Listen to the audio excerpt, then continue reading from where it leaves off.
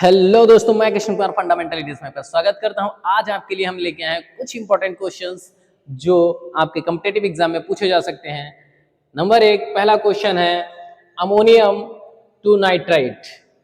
Ammonium ion को nitrite में convert करने के लिए कौन सा बैक्टीरिया होता है? तो दोस्तों नाइट्रोसोमोनास बैक्टीरिया होता है और ये किस प्रकृति का होता है? ये ऑटोट्रॉफ होता है। ठीक है।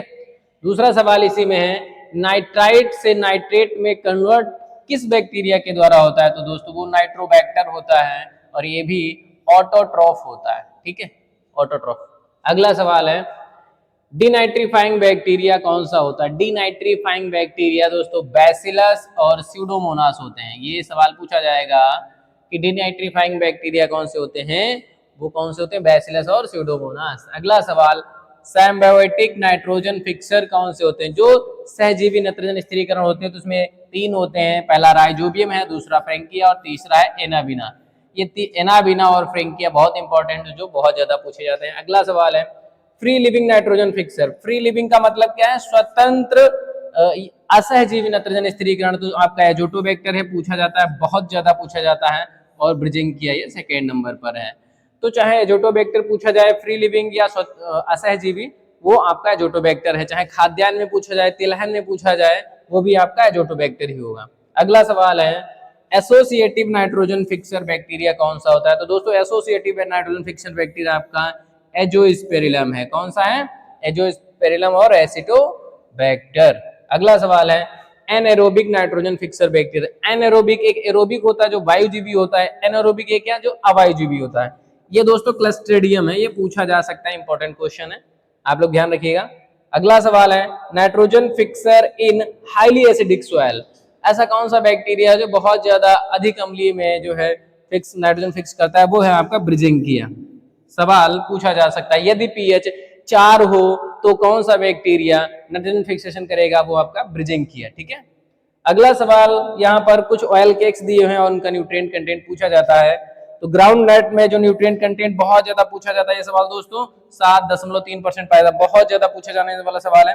मस्टर्ड केक में 5.2 होता है, नीम केक में आपका 5.2 होता है, और आपका कैस्टर जो आपका अरंड होता है इसमें 4.3% नाइट्रोजन कंटेंट पाया जाता है।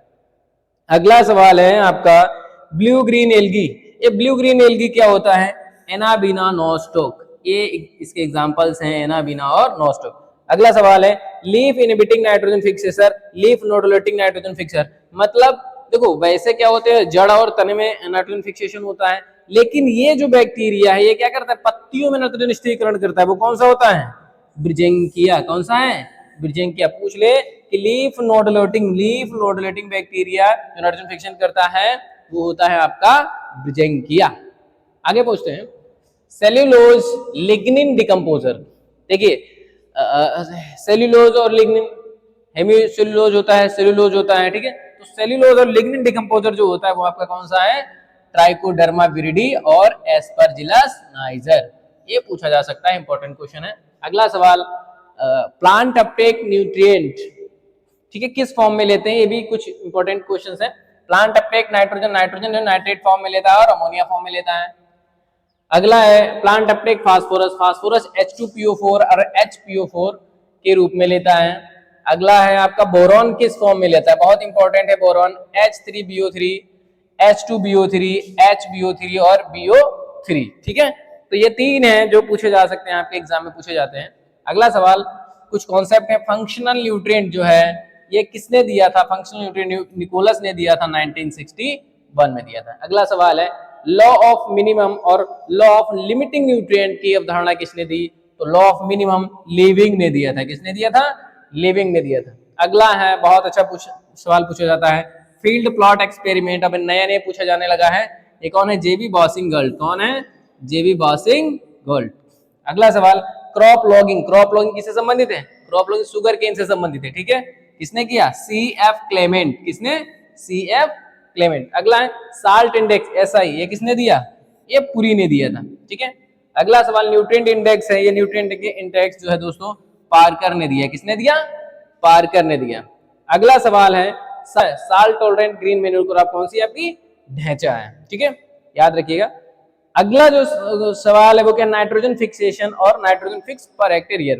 तो मूंग बीन जो होती है वो कितना फिक्स करती है, 70 किलोग्राम। सोयाबीन आपकी 105 किलोग्राम। लेंटिल आपका 130 किलोग्राम। फिर सिम्बायोटिक नाइट्रोजन फिक्सेशन जो भी होते हैं आपका, नॉन सिम्बायोटिक सॉरी, वो 14 से 30 kilogram per hectare per year fix करते हैं। अगला एजोला और एनोबिना, ये 30 किलोग्राम करते हैं दोस्तों, ठीक है। तो ये इंपॉर्टेंट क्वेश्चंस हैं जो आपके कॉम्पिटिटिव एग्जाम में related in bio fertiliser and concept से संबंधित हैं। तो ये पूछे जाते हैं जो एग्जाम्स में, ये आप लोग बहुत ही ध्यान से लिख लीजिएगा, नोट कर लीजिएगा। Thank you so much.